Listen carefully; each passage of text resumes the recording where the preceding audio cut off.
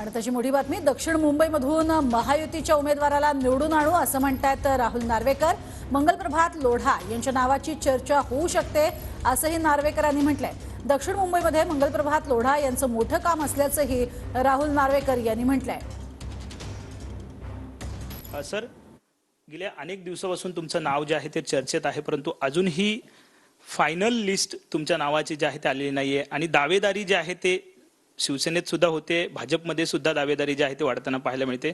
काय निकंदित आपण जर बघितलं तर ही निवडणूक महायुतीत आम्ही लढत आहोत आणि महायुतीत जे प्रामुख्याने 3 घटक पक्ष आहेत, भारतीय जनता पार्टी, शिवसेना आणि राष्ट्रवादी काँग्रेस पार्टी।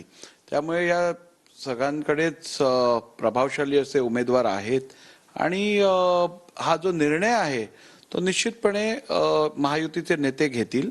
परंतु जो उमेदवार म्हणून या दक्षिण मुंबईत महायुती देईल त्या उमेदवाराचं काम आम्ही सर्वजण मिळून करू आणि इकडनं महायुतीचा खासदार निवडून येईल एवढं आपल्याला आश्वासित करतो।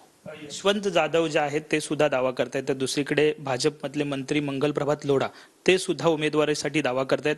त्यामुळे 3 दावेदार जे आहेत ते दक्षिण मुंबईसाठी सध्या इच्छुक उमेदवार दिसत आहेत। कुठेतरी तिढा वाढण्याची शक्यता आहे, कारण दावेदार जे आहेत ते वाढताना दिसतात। हे दावेदार आहेत की नाहीत ह्याची मला कल्पना नाही, परंतु जी नावं तुम्ही घेतलीत, मंगलप्रभात लोढाजी असतील, यशवंत जाधवजी असतील, ही सर्व मंडळी जी आहे ही या सर्व नेत्यांनी दक्षिण मुंबईत अनेक वर्षांपासून काम केलं आहे। त्यांची लोकप्रियता दक्षिण मुंबईत आहेत, त्यामुळे स्वाभाविक आहे की अशा लोकांच्या नावाची चर्चा होणं यात काय वावगं नाही। कॅमेरामन रोहन पवारसह विनायक डावरून, TVNN मराठी, मुंबई।